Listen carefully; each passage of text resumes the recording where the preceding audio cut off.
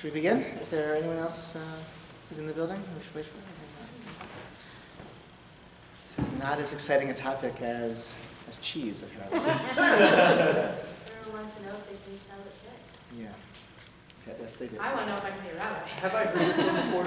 Have you heard this one I before? feel like I have. It's a very possibly. It's different. It's different. Okay. It's different. I've thought about this before. This is different. So in putting together this class tonight, it sort of occurred to me that really to do this well would be like 3 or 4 part series on like sort of intellect. There's a lot of material for one class. There's a lot of material that's not here. So a lot of topics are going to be treated somewhat superficially that deserve more thorough treatment. But we have one class together. You know, obviously everyone's welcome to read more, and there's some resources for further reading, and we can talk more, etc. I sort of made at the very beginning of the source packet a list of kind of topics that are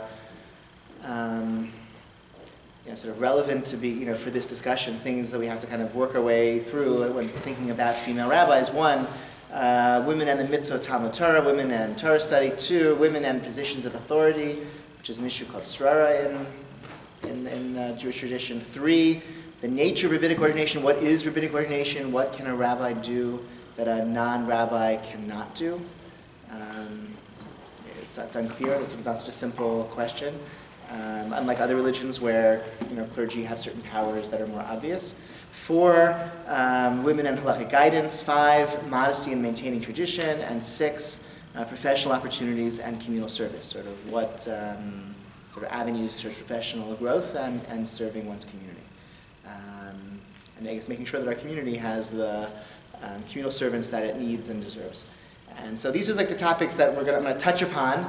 These topics, I think, again, these are the topics that have to be analyzed for the issue of sort of female rabbis from an Orthodox perspective. And I'm going also listen to them in the midst of going through these sources and talking about these topics.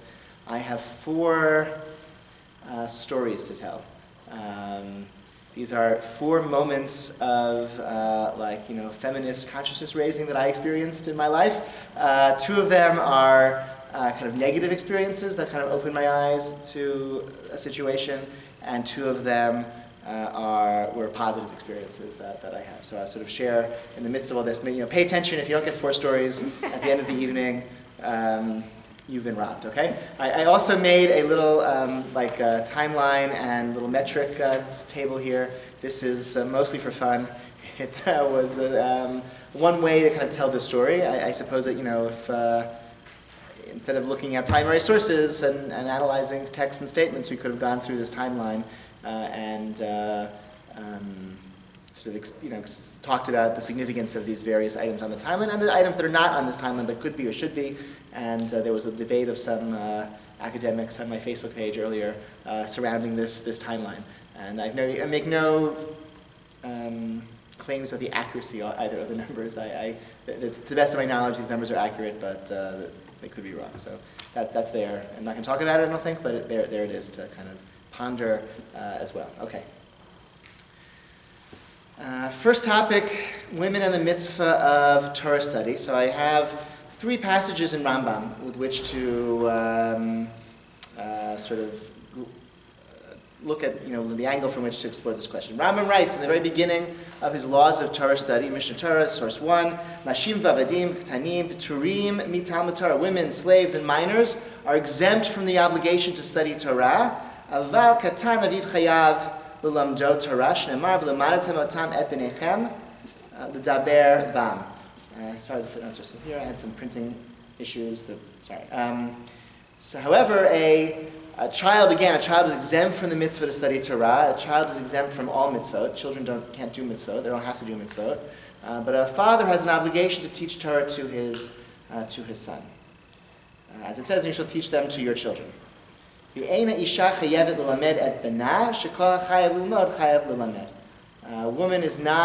A mother is not obligated to teach her son Torah because only those who are obligated to study Torah are obligated to teach Torah. Do you have the packet, Florina, or just the timeline? That's not the packet. There's a 11-page source packet and a 1-page timeline.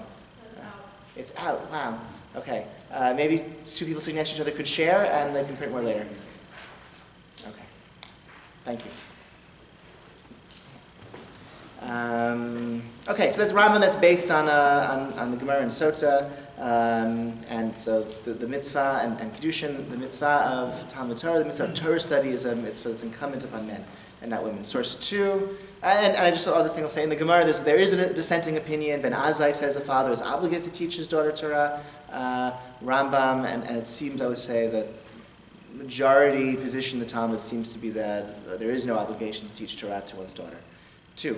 Rambam writes, Isha shelamdat Torah, yesh leschar, val eino k'schar ish, mipi shalom nitzaveit, v'chol oseh devar she'eino mitzuveh alav, lasoto ein scharot k'schar mitzuveh she'asa, ela pachot mimenu. Okay, so a woman who decides to study Torah, she gets reward for it, but it's not as much reward as the reward a man would get because she's not obligated. And you get greater reward if you do something that you're obligated to do than if you do something on a voluntary basis. I don't know what, I don't know how to, it's all like metaphysics. I don't know, like, is this like n minus 1? Is it 0.5n? Like, I don't know how you quantify metaphysical reward for the mitzvah of Torah study. So I don't know what to do with this, but there it is. V'yafal pi sheyesh la schar, tzivu chachamim shlo yomer adam et betot Torah mipnei sherov hanashim ein da'atam mekuvenet l'hilamed elehen motziot divrei Torah divrei havai lefi aniyut da'atan. However, even though a woman receives reward for studying Torah, the sages recommended. Tzivu chachamim in the Talmud doesn't mean a command. It means sound advice is not to teach Torah to your daughter because most women, because of the paucity of their their minds are not attuned to Torah study, and so they will cheapen Torah study because of the weakness of their minds. Anybody who teaches his daughter Torah, the sages said, Rabbi Eliezer in particular said, it's as though he teaches her tiflut, which is tales and parables. It's probably worse than that, maybe sort of something unseemly even. But that's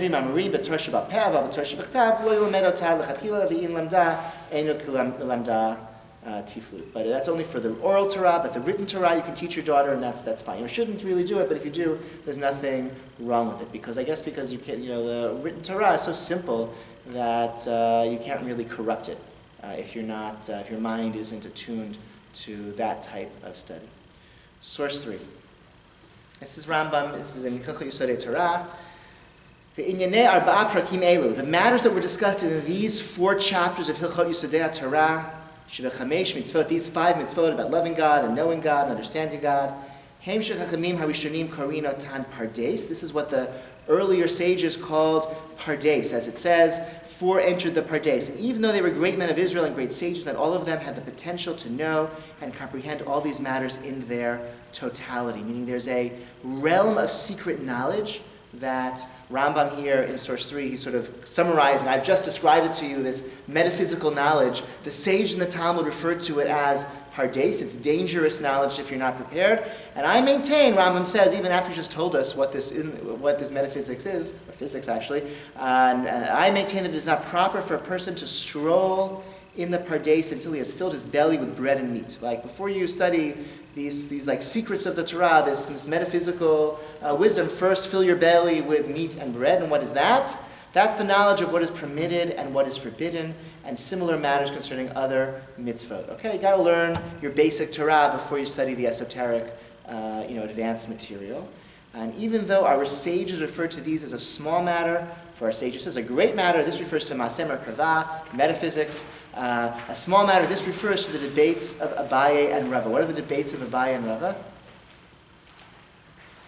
Gemara, Talmud. Okay, that's the debates of that's a small matter. Nonetheless, it's fitting for them to be given precedence because they settle a person's mind. Okay, what he's telling us is metaphysics, philosophy. That's much more important than Talmud. But first, study a lot of Talmud, a lot of Gemara, because it settles your mind. It leads to a good living, to ordered living, and do that first before you engage in metaphysics, philosophical speculation, even though that's the great matter. That's what actually the goal is. That's the really important stuff to think about. Also, They are the great good, meaning the debates of Abai and Rava, Gemara. This is the great good which the Holy Blessed One has granted to allow for stable living within this world and the acquisition of the life of the world to come. Okay, you want to live in a stable community in peace and tranquility, so halacha, Jewish law, mitzvot, and Gemara, that's the way to achieve that, and also to get that knowledge necessary to acquire a portion in the world to come. And he says, they can be known in their totality by the great and the small, man or woman, whether granted expansive knowledge or limited knowledge. So here he says explicitly that the debates of Abai and Rava, we call Gemara, is something that is, all people are capable of handling that study and benefiting from that study. And so, despite what he says in Hilchot Talmud Torah, in source 1 and source 2, in source 3 he clearly says that that Talmud study is something that is available to women, and could even be of great benefit to women, as it's of great benefit to all people. The study of mitzvot and the study of Talmud. From the time of Rambam, who codifies the position of Rabbi Eliezer that one should not teach one's daughter Torah, moving forward from Rambam, jumping ahead, we find throughout history learned women, individuals here and there, who acquired reputations for their great Torah knowledge. And there are enough of them that it's a very long list, but there are, a few of them that we know the list, meaning they stood out. They were noticed for their unusual scholarship. They did not write any books, but some of them, there were no books of Torah written by women until a few years ago, like very few years ago. But there were women who had reputations as teachers and who had even almost jobs as teachers of Torah, or roles as public teachers of Torah.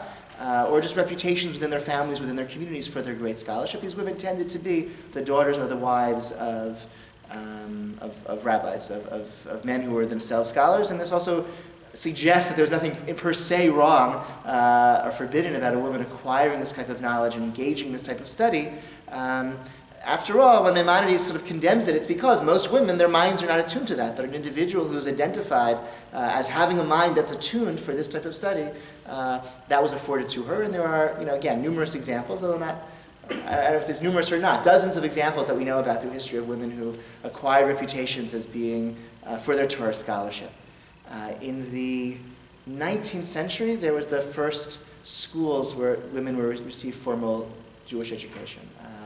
This began in the modern Orthodox community in Kovno, in Germany, elsewhere. 1917, it spread to the the sort of Haredi Orthodox community with the establishment of the Beis Yaakov school system. Again, 1917 that started. And from that beginnings of in the 19th century through the 20th century, formal education for girls spread. That was not, in the 17th century, in the 18th century, girls did not receive a formal Jewish education. And there's stories of, Chabad, shluchim, emissaries going to Morocco in the 20th century and wanting to establish schools for girls. And they said, well, we don't send girls to school here in Morocco. The girls don't receive formal Jewish educations. And the Chabad said, yeah, but actually they know less than you think they know. They actually, it's not effective. This mimetic, absorption of what they need to know to live a Jewish life isn't really working anymore as it once perhaps did. And so we need to have schools for girls. One of the arguments for the Beis Yaakov movement in 1917 was all these girls who are not receiving formal Jewish education are receiving a formal secular education, and there's this disparity between the sophistication, their Jewish sophistication and their secular sophistication is leading to a breakdown in tradition. That was also a very powerful argument. And during the 20th century, formal education, formal Jewish education for girls became something that was accepted and embraced by the entire spectrum of Orthodoxy.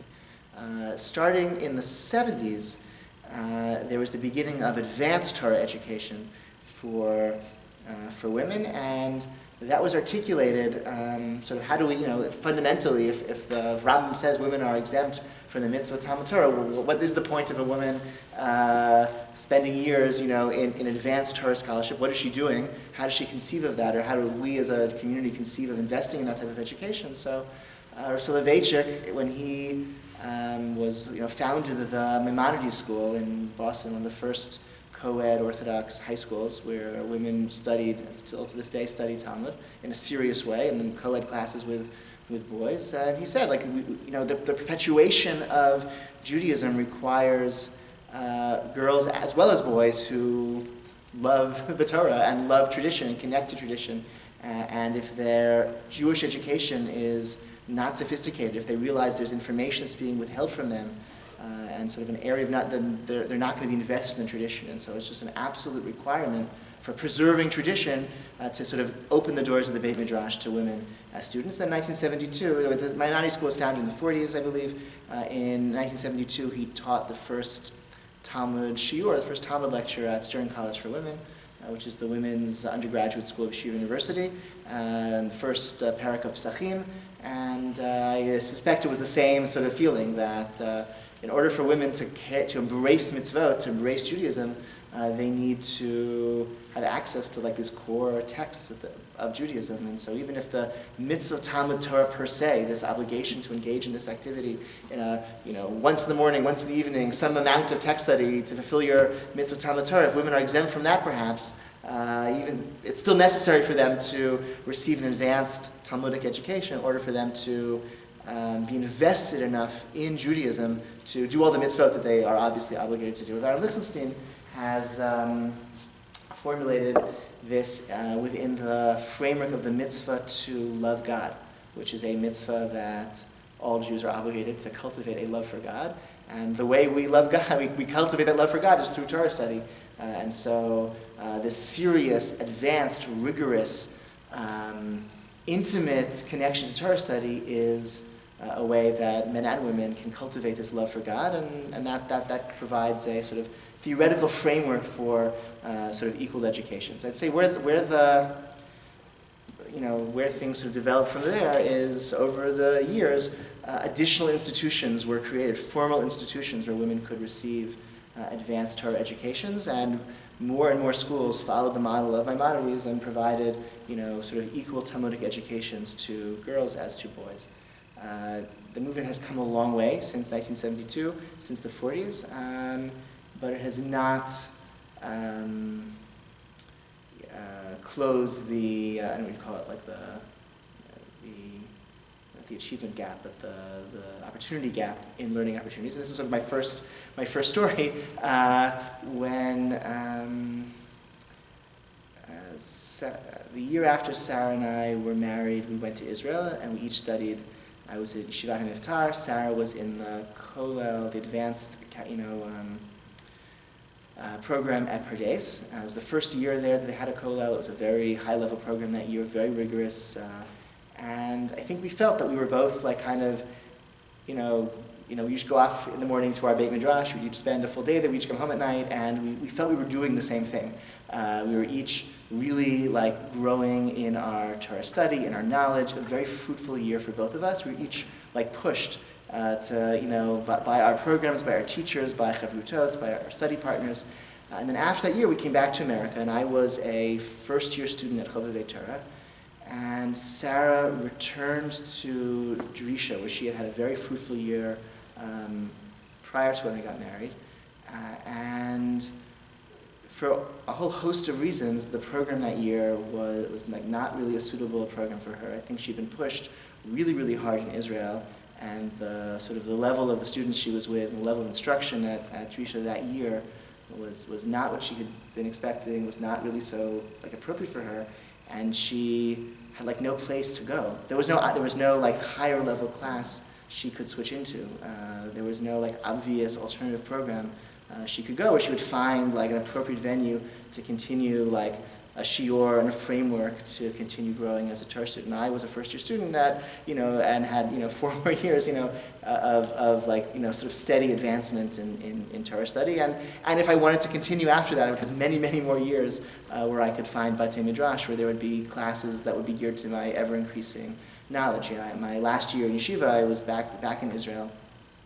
I was at the Gush, and Yeshivat Har Etzion, the Gush, they're on a 10-year curriculum, which means that they'll let you come for a year or two, but there's no pretense that that's what the program is designed for. All right, come for a year, have a taste of it, you'll learn something, and you go home afterward. Which is why probably maybe not the best yeshiva for some people, but that's not what it's for. That's not what it's about. It's a 10-year curriculum.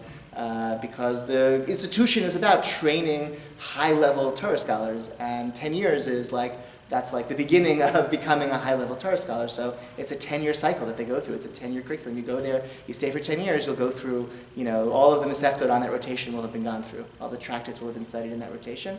So you come for 1 year, a lot of students come for 5 years. Israelis are typically there for 5 years. So you get a taste of it and you benefit from it. But the 10-year curriculum is a statement that what this institution is about is come here for at least 10 years, because that's our conception of Torah scholarship. And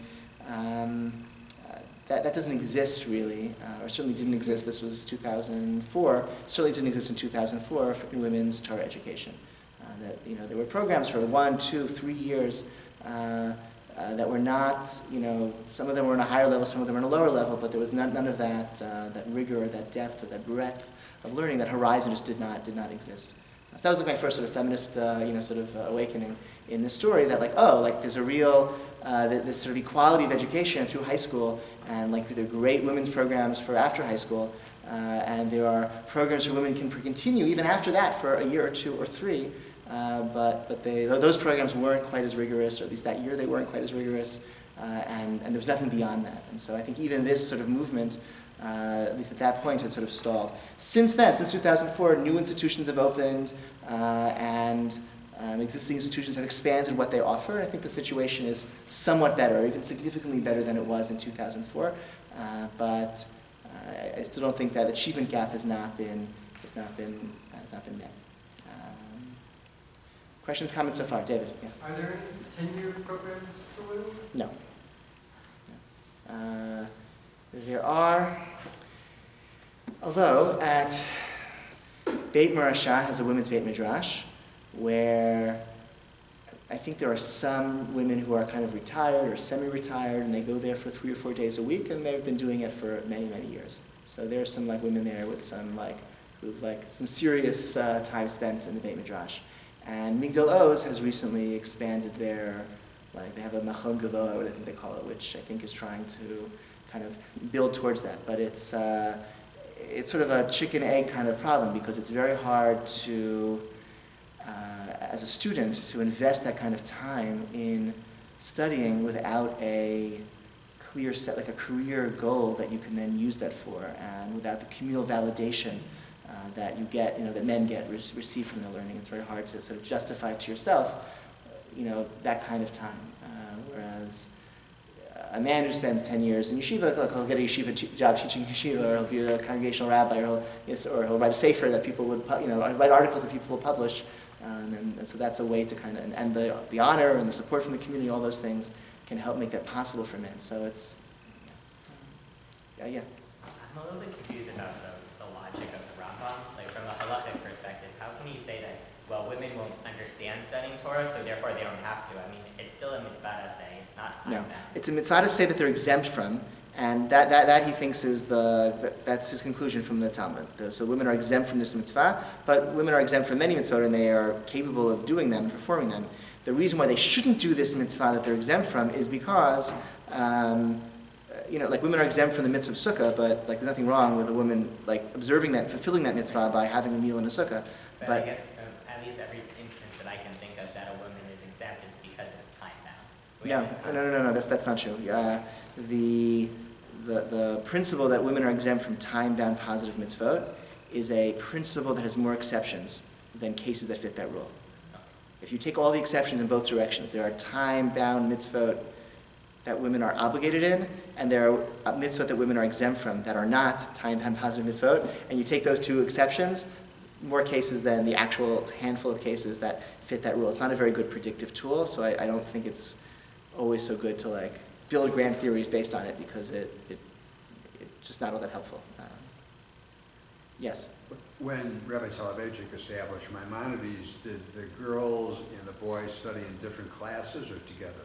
I don't recall. I'm pretty sure that now it's together, and hard to imagine that would have switched to being together.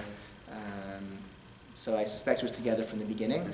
There's a lot of sort of revisionism about Maimonides being co-ed, and the right-wing revisionism will say, if he could have had a separate school, he would have, but they couldn't afford it, and the community wouldn't have accepted it back then. That's why he made it co-ed. But recently, Rabbi Natty Helfgott published a collection of Soloveitchik's letters on like issues of communal importance. And we have his letter about the curriculum of Maimonides, and it seems quite clear that like no, like we have to give our girls like a high quality Talmud education, and that was not like a concession to like the parents. That was like he felt was crucial for the survival of Judaism. And in terms of co-ed versus separate sex, I think there are girls' high schools where girls receive excellent Talmud education. I think one, my note in Teaneck is a girls' high school where girls receive very excellent Talmudic education. The risk is that when girls and boys are receiving separate education, the girls are not getting teachers with the same quality, or it's not. It's an option. It's an elective for them rather than being mandatory, and their Talmudic education suffer. That like there are certainly cases, which I don't think I'll mention, but there are cases where that applies as well. Florina? Just to confirm, Rabbi Joseph's holy teaching? Correct. Yeah. Have any of the like reforms in women's Torah education tried to argue that maybe in the times of Rambam or like after Gemara, where it's saying actually the Tanko, they're not like really able to absorb the Torah, they're gonna like mess it up. So a source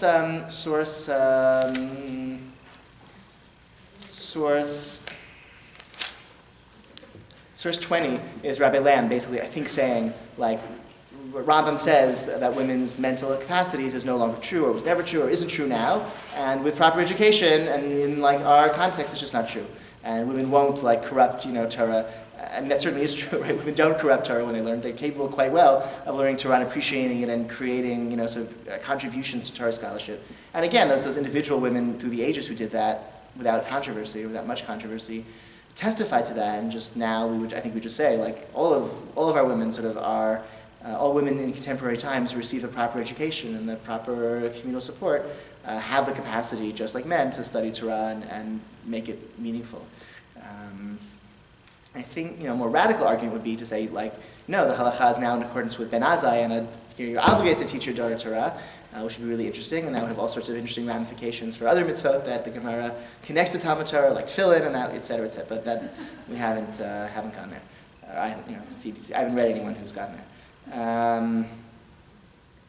Okay, we have a lot more to get through. This is like the 4-part series crammed into a half an hour. Okay, source. Let's skip to source 6. Sefer HaChinuch. He lists all the mitzvot, all the prohibitions. One, there's a prohibition not to enter the Midrash, not to enter the temple while you're drunk. There's also a prohibition not to provide religious instruction while drunk. And for all the mitzvot, Sefer HaChinuch, he lists all the commandments, all the prohibitions, all the positive commandments in the Torah, and he says, is this applicable only in Israel? Is this applicable everywhere? Is this applicable just for men, or just for women, or for both men and for women? For this mitzvah, well, the prohibition against entering the temple, that's obviously only applicable, in the temple, not to go into the temple while drunk, and only in the time when the temple exists, etc. The prohibition against giving religious instruction while drunk applies, he says, in all times, in all places, and for men and for women. Okay, a woman, he says, page 3, V'noheg isur biyat migdash b'sachrut b'zman habayit b'scharim v'gnekevod v'miniyat ha'hora'ah b'chol makom u'b'chol zman b'scharim v'chen b'isha chochama hariyala harot. A wise woman is ru'yala harot, it's appropriate for her to provide religious guidance because that's her wisdom and her scholarship, and entitled her to be someone for whom we should turn to her for religious guidance, and she provides religious guidance. So she also has this prohibition against providing religious guidance while drunk. It's real religious guidance that she's giving. Source 4, going back. Source 8 sort of basically says the same thing. Okay, it's Pirkei Tshuva says, I think more or less the same thing. Going back to source 4, this is the Ramban, talking about the fact that women are not judges on courts. Women are in a class of people who don't give formal testimony in Jewish courts, and therefore they don't sit as judges. And then he says, what about Deborah the judge, who was a judge, and Tanakh tells us that she judged Israel. What do we do with that? We just said that women are not judges. Pirusho manheget she'al piha u'beitzata hayu nohagin ze im ze kedin malka. So she was not a judge, but she was the leader, and they just did what she told them, sort of as a queen, as a monarch, as a sovereign, rather than as a judge. So she wasn't on a Beit Din, but she was like, the head of state. Even though the Sifrei, the halachic Midrash, says that we only have kings and not queens, nonetheless, the Sifrei says that, but that seems that Tosafot is disagreeing and saying that's not the halacha. The halacha is not in accordance with that Midrash that says we only have kings but not queens, because Devorah was treated as a queen, as a head of state. Inami, mekablin hayu divreha birtsanam. Alternatively, they accepted her authority upon themselves of their own free will. So she wasn't a monarch who rules by writ of, descent or some sort of claim to the throne, but she was accepted by the people as their leader, and therefore she had that type of sovereignty, she exercised leadership through the consent of the governed. Okay, that was the mode of her leadership. And this becomes very relevant as well. So, and then source 5. This is the Ritva, students of the Ramban. Again, Masha Mar Katuv al Devorah, regarding what Scripture tells us about Devorah, Vehi Shaftat Israel, she judged Israel. Kativ Nami V'alu Aleha B'nei Israel Mishpat. People went up towards her for judgment. Zeh Shayu Mitnahagim Al Piha Lo B'Tarat Minui.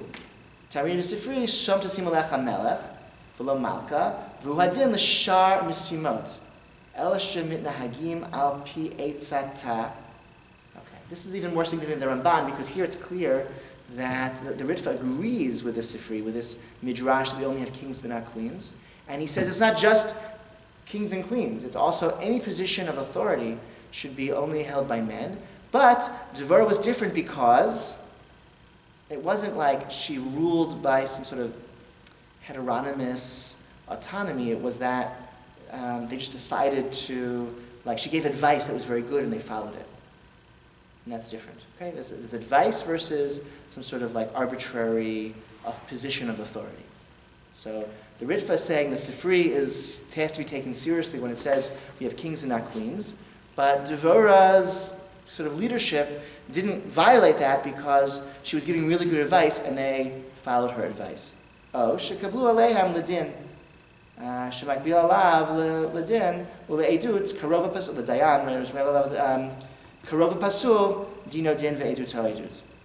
Or it was sort of voluntary acceptance, and if you voluntarily accept them to be your judge or to be your witness, even if they're not otherwise eligible to be witnesses or judges, it still works. Okay, so you can't have your brother be your judge, but if you get the other litigant to agree, your brother can be a judge for you, and that judgment stands. The judgment stands. And so the people of that time accepted Devorah as their leader, and therefore her judgment stood. Rambam, source 6, accepts this position of the Sifri very fully. Ein ma'amidin isha b'malchut shne'emar alecha melech v'lo malka. You have to have a king without a queen. V'ken kol b'simot b'Yisrael. Any position of authority in Israel, ein ma'aminin b'hem ela ish. Only men for any position of authority within the Jewish people. So this is also used. This is used for this position of Rambam, that we only have men in positions of authority. So this was discussed, it was debated in the early 20th century regarding the issue of, do you know? Not presidency, a presidency of shul, not even in the early 20th century. What?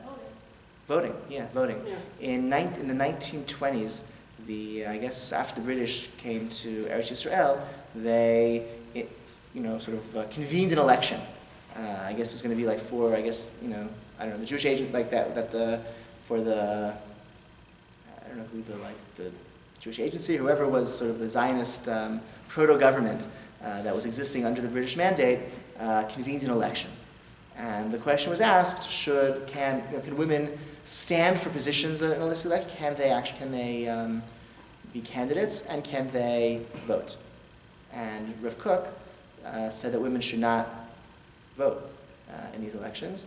Ben Zion Uziel, who was his Sephardic counterpart, said women can vote. And the argument sort of, I think, revolved around these questions of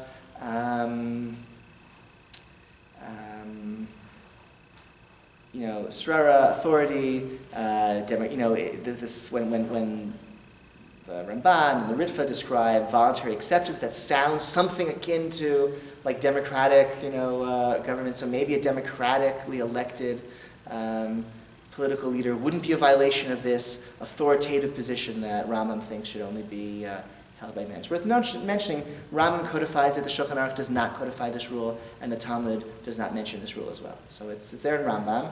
It seems the Ritva takes it seriously, maybe even it accepts it, or at least takes it seriously. Rambam takes it seriously, but it's not in the Shulchan Aruch, and it's not in the Gemara. Yes?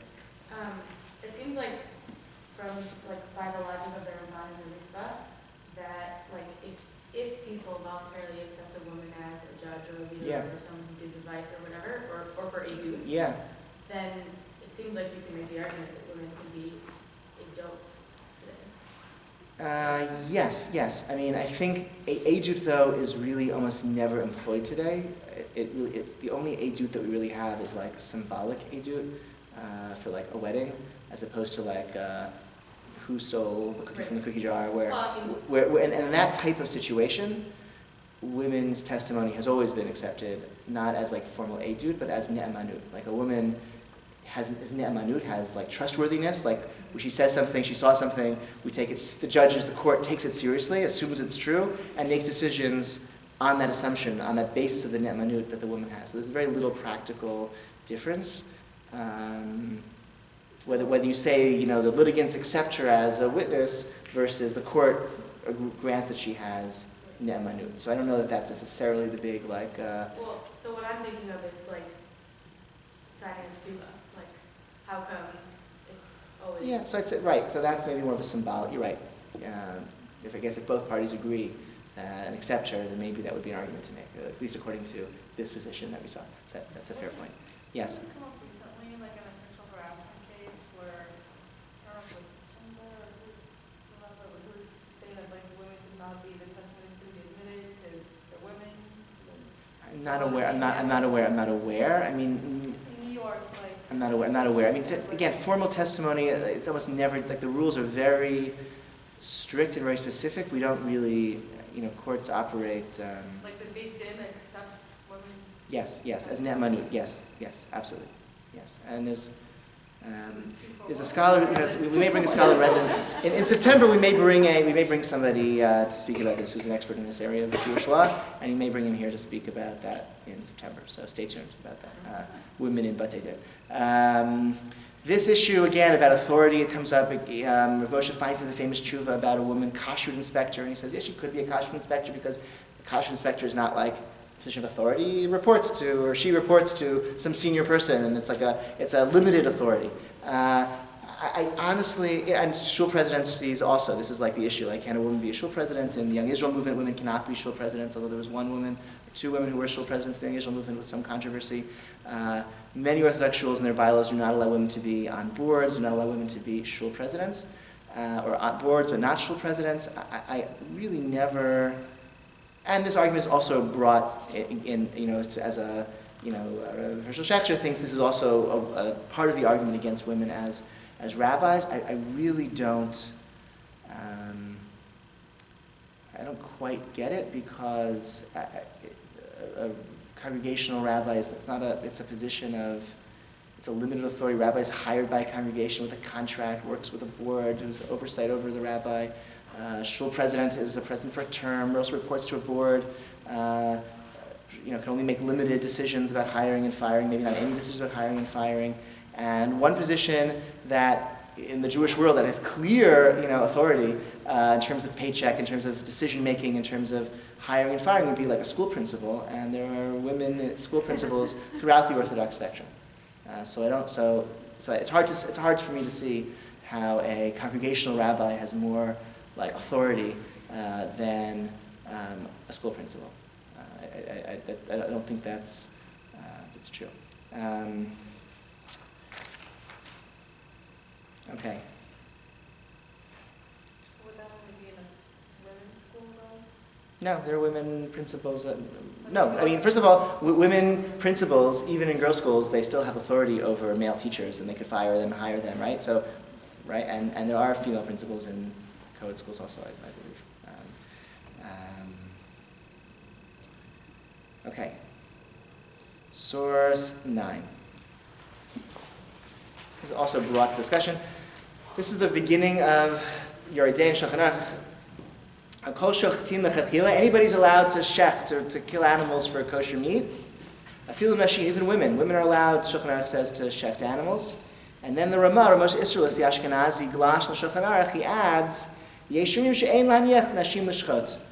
We should not allow women to slaughter. Shekvar nahagu shelo lishchot. Because the practice already developed that women don't shecht, and therefore that must be the custom that women don't shecht. So this sort of reflects a kind of like communal, how do I say this? Like it's sort of a codification of a traditional mindset that if something wasn't done, then it should not be done.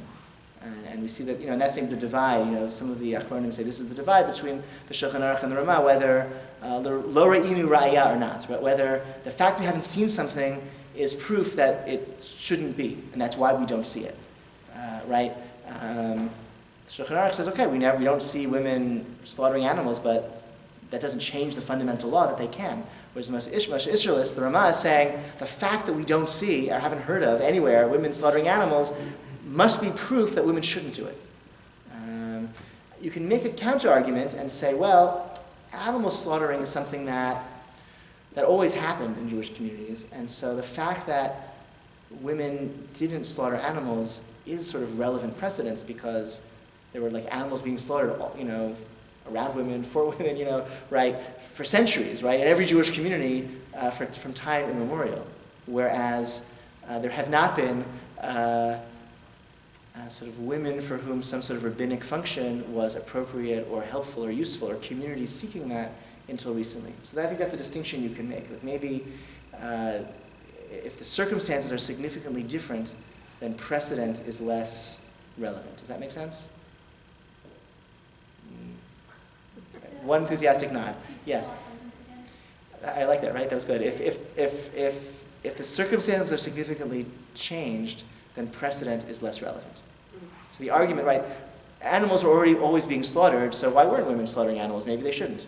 Whereas, there was no formal education for women until very recently. There was no higher Torah education for women until very, very recently.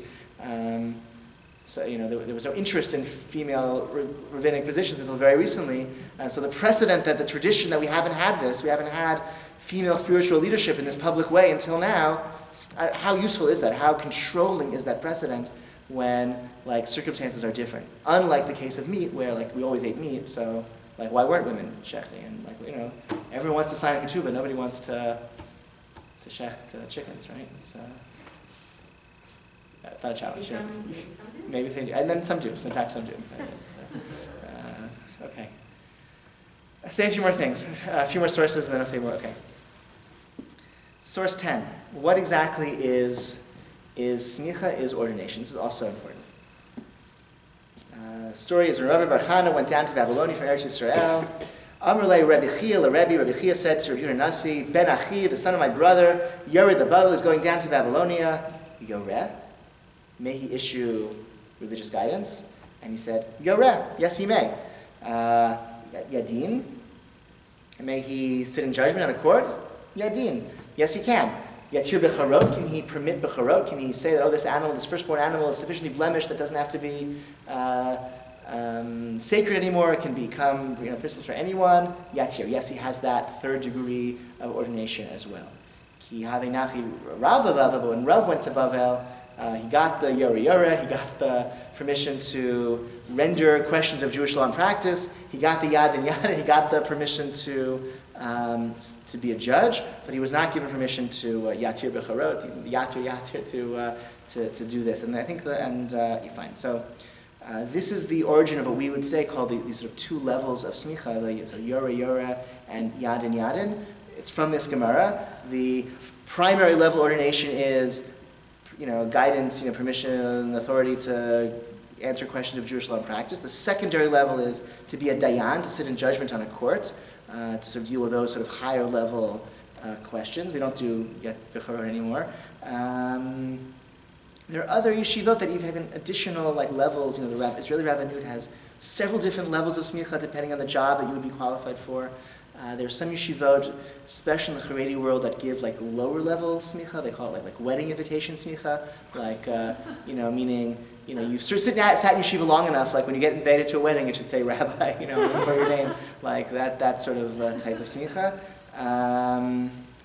However, all of these types of contemporary smichot are fundamentally different from, source 11 tells us, the original smicha, which was a personal, teacher to student chain of transmission of authority going back to Moshe, that was interrupted in the late Talmudic period.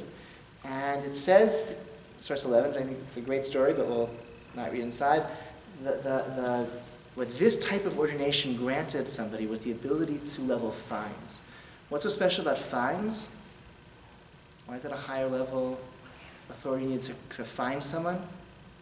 People are more invested when it comes to money. So, no, that may be true, but that's not. Fining is distinct from damages. Okay? You don't need smicha to impose damages. If you're a regular dayan, and so, you break smash my window, so you have to pay for the window. You stole this, you have to return it. Okay, that's basic nezek, that's damages. You don't need this type of smicha to impose damages. That's just straight justice. It requires that. A knas is an additional fine on top of the restitution of damages, and you need a higher level of judicial authority to impose those knasot. And we don't do that anymore. We don't have those types of ordinees anymore, and that's one of the things that original smicha had. What we call smicha, we call rabbinic ordination today, is like a imitation smicha. It's an echo of this original chain that was broken at some point. I mean, we still believe the chain of the Masorah, is unbroken, but that type of ordination with that higher level of authority was broken. So I think it's also sort of worth remembering when thinking about this debate. Where it's a lesser level of ordination to begin with. They're talking about permission to, some recognition, accreditation that you've studied sufficiently to be a reliable source of information for Jewish law and practice. Fundamentally, that's what it is. But which is different from what the Talmud referred to as smicha, as ordination, which was, again, the authority to impose something beyond what justice required for basic restitution, which maybe echoes that distinction in the Ritva and the Ramban between a position of authority versus good advice versus people doing what you tell them to because you're a wise person and you have good things to offer, which is different maybe from positions of authority like a king or a queen and a democratic self-government where ultimate sovereignty retains in the hands of the people. This was the argument made in source 12. Rabbi Josh Maruf, he's a young Sephardic rabbi who was one of Sarah Hurwitz's teachers, and he spoke at her conferral ceremony when she got the title Maharad in 2010, 2009, I think. And he says Hora'ah is different from Psak Din, okay? So Psak Din, that's for men, that's for Dayanim, that's making a decision where the decision is true by virtue of you made that decision. Versus Hora'ah, which is you've studied something, you know information, and you're sharing that information. And based on that distinction, he felt we can break down these divides between men and women or open up, religious leadership, halakhic guidance, that as a field can be open to women because Hora'ah, offering guidance and instruction, is fundamentally different from Psak Din, from Sikat Din, from a decision where it's the authority of the person making the decision that makes the decision true. And that's the distinction he made. Yes? So nowadays, what you were saying with the damages and the costs, there's no additional cost, but there's still judgments, in the basis about damages and stuff. Yeah, so Beitins don't do knasot. So a Beitin will So just Yadin. Yadin, they do have that. That's for marital issues and divorces and monetary issues as well that come to Beitin, but they don't do knasot. I think what happens actually in those Batei Din for those days is they actually do pshara anyway. They say they get the agreements of the parties. Let's come up with some compromise, and we'll so they're not even applying the halakha in its like black letter form anyway. They get the agreement of the parties to mediate some compromise resolution. I think that's what mostly happens now anyway. Like previously, your theory dealt with damages, but now they don't. No, Yadin Yadin, I think, was also Knesot, was also fines, not damages. Nezek is damages, that's like restitution. Knesot is like beyond that, additional things.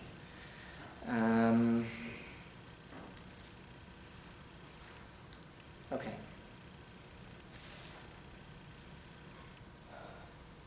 A lot more to say. Okay, a lot more to say, only 6 minutes.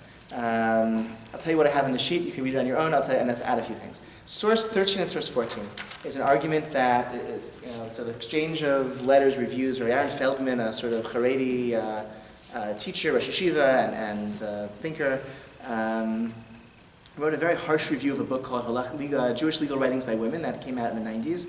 Very, very harsh review, and people wrote letters back, and he wrote an even harsher critique. He said, training those whose hands quiver to be brain surgeons would be a boon for the status of the handicapped, but would be a tragedy for those who would rely on their services. Okay, women should not be rabbis, women should not be legal scholars, women don't think that way. Carol Gilligan, which is such a disingenuous, I hate that when people quote an authority for their own, who they would never actually respect as authority. So when Aaron Feldman quotes Carol Gilligan, and that like, really disingenuous, I really dislike that. Anyway, so that's just source 13 and source 14. Source 15 is one of Rav Nati Helfgott's responses published to Rabbi Feldman. We're saying, how can you criticize these women for the fact that maybe their argumentation is not the most scholarly articles ever written, or how can you criticize these women for not being professional Torah scholars, but for having other jobs? That's not fair, because Torah scholarship doesn't emerge in a vacuum. It emerges, nourished by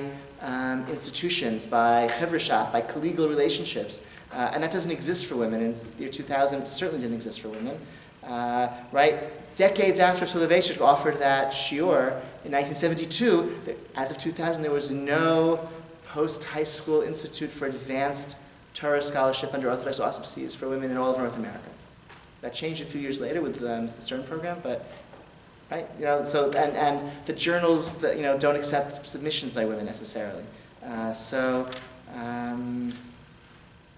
Okay, and then he writes, top-notch Talmudic scholarship requires critical mass of people, infrastructure, broad-based support, and learning opportunities. I recall with sadness the dozens of talented, committed young women whom I have taught over the years who have opted for an academic Jewish studies track or medical or law school because they realized that the Torah institutions they sought did not exist, nor were their concerns on the radar screen of the communal agenda of institutional orthodoxy. Source 16 is an essay 6 years later by Dvar Zlatschauer, who was, for a period of time, the Rosh Beit Midrash at Drisha. She continues to teach Torah. One of my teachers at one point, she wrote the last paragraph, source 16, a newly arrived yeshiva student finds peers and older, more learned colleagues in his Beit Midrash. There are many stages to be mastered in the path from student to Maggid Shir or Gemara teacher. In contrast, for women, anyone who has spent a number of years studying is already a teacher. And in 2006, that was certainly the situation. It's a little bit better now, not dramatically better. Okay, source 17. Source 17 is a great little article in the New York Times about when Dina Nyman was hired by Congregation Orach Eliezer in New York to be the Rosh Kehillah, and very snarky quote by Rav Bleich. There was right now no real program that would enable a woman to become competent, certainly no formal program, he said, adding that he saw no need for such a program. So it's true, there was no formal program. Certainly in 2006 there was no formal program that way, but he saw no need for it. I will say Dina Nyman is a tremendous scholar. This is my second story. I had my second story of feminist awakening. One of the positive stories, a few months ago, I had a conversation. There was a question of two points in my career. I've turned to her for halachic guidance. Very recently, the issue of medical ethics that I was thinking about, and that is the area of her expertise. And I called her up, and it was like 10:30 at night when she finally had a free time to speak. And we spoke for 20 minutes, and she hears the issue, here's how the poskim see it, this is what you should do, this is what you might advise, and it was just like dozens of conversations I've had with male Rosh Yeshiva of that sort, but this was with a woman. It felt totally natural and really wonderful. It was like a wonderful moment that she, by virtue of her reputation in my circle for her halachic knowledge, particularly medical ethics, I was able to use her as a resource in that way, and she's great. Source 18, can you give me 5 more minutes? Is that? Okay, thank you. I'll try to make it worthwhile.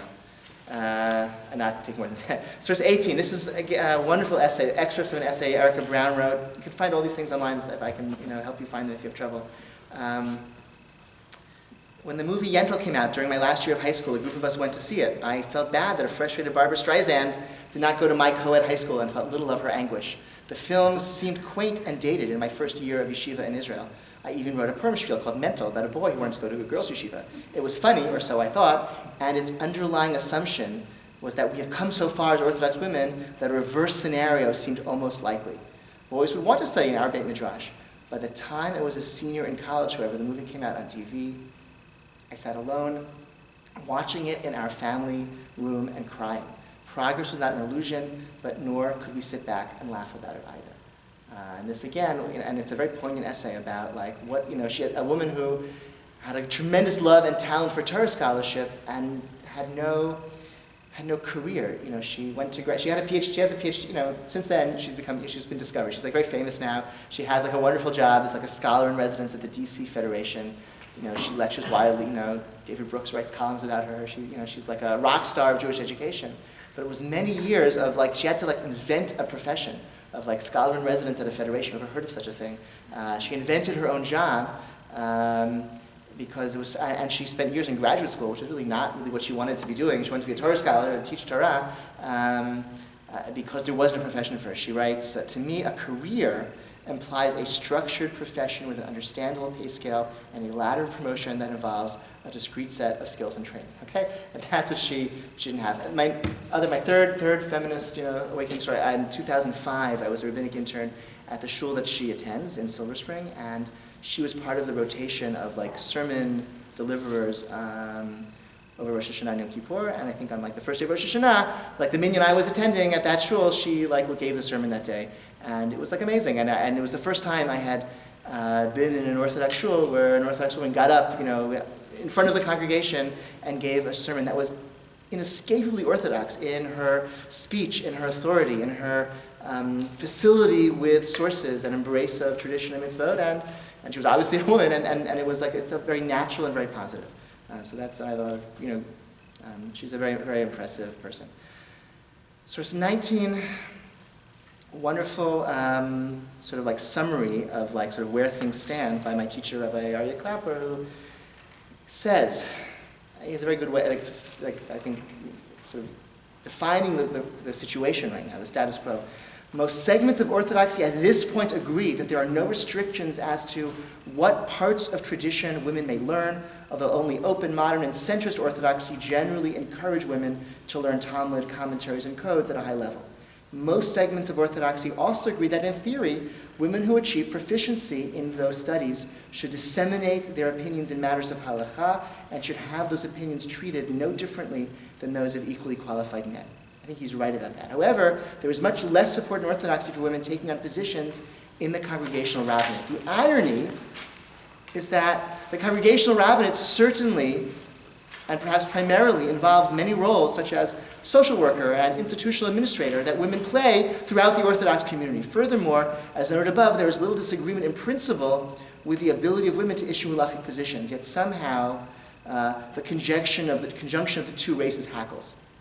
It's an irony. It's a strange dynamic.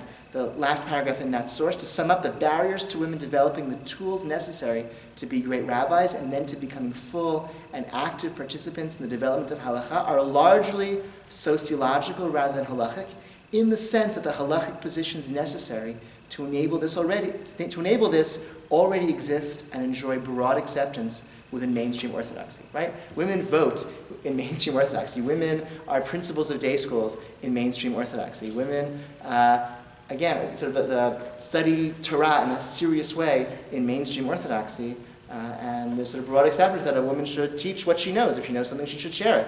And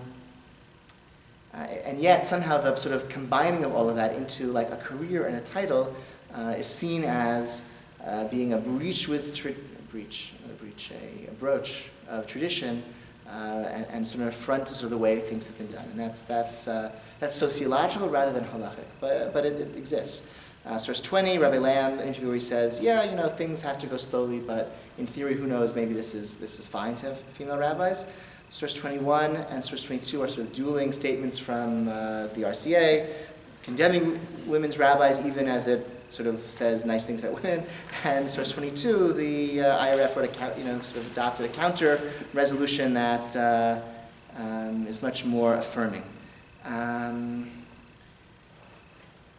At the back of the source, you have I gave you two sort of references for further study, a very long essay of Schechter, where she condemns female rabbis. He also says it's immodest for there to be women rabbis, which I really don't, again, like not all rabbis, like some rabbis sit in offices and write books, like that's not, and some day school principals, female day school principals give speeches in front of thousands of people. In fact, at RCA conventions, they always have women teach in front of crowds of hundreds. So it's strange to me that a congregational that a rabbi per se is a breach of modesty in a way that these other public roles that women take on throughout Orthodoxy would not be. So I don't find that particularly compelling argument. You can read, you can judge for yourself the references there. And then Rabbi Brody and Rabbi Broyd wrote an article, much sort of basically. I think it's sort of similar to what Rabbi Clapper wrote, explaining the sociological opposition, but also going through the really sort of detailed analysis of the halachic positions, most of which we've touched upon, at least superficially, this evening. The next source, the last source, source 23, is something that Sarah wrote a few years ago. And this is sort of the final moment of feminist awakening occurred when, after 5 years of working together at Princeton, where we literally had the same job description. Like, we did the same job for 5 years. And, like, we both taught, we both hosted meals, we both counseled students, we both were invited to speak on university panels, etc. And Jeff, you, because that's fair to, right? Was a witness to all of this. And the same job that qualified me to be a serious candidate for several positions of importance in the Jewish world, including this one. None of those positions that I applied for, Sarah was qualified for, even though we had done the same job. We had the same qualifications fundamentally. We had very similar educations, and we had done the same work. And so this essay Sarah wrote, sort of around that time, reflects on the sort of her naivete, I guess, or sort of realizing that she had thought her role models had been women who had no titles, who had no rabbinic qualifications, but were tremendous Torah scholars, and they were her teachers, and they were her role models, and that was her way of that was her own path as well. And then she sort of came to realize over the course of working on campus, where without a title it was sort of hard to. Our colleagues and our students didn't quite sort of understand who she was and what her qualifications were and what role she sort of put a name on the role that she played in their lives. And then sort of professionally, it was a big it was a big impediment to her talents being put to use, right? In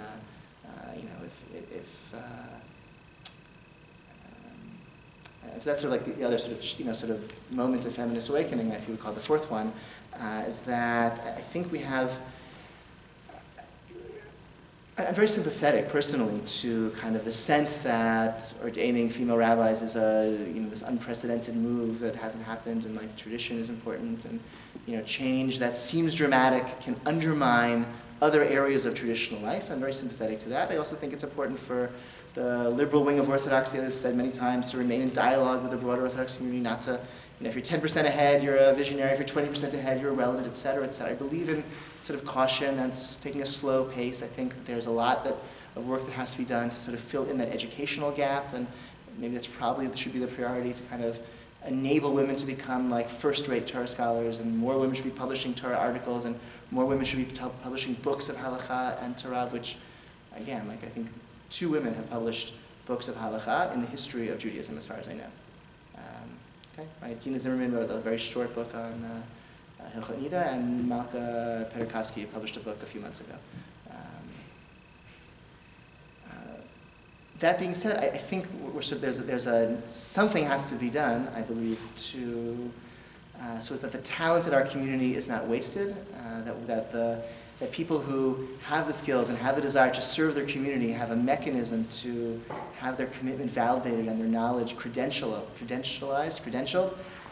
so that they can serve the community to the best of their ability and that their talents aren't wasted. And the community can get the guidance and the leadership and the Torah knowledge that it needs and that it deserves. Okay, pausing here. Thank you for staying 9 minutes late. Thank you so much.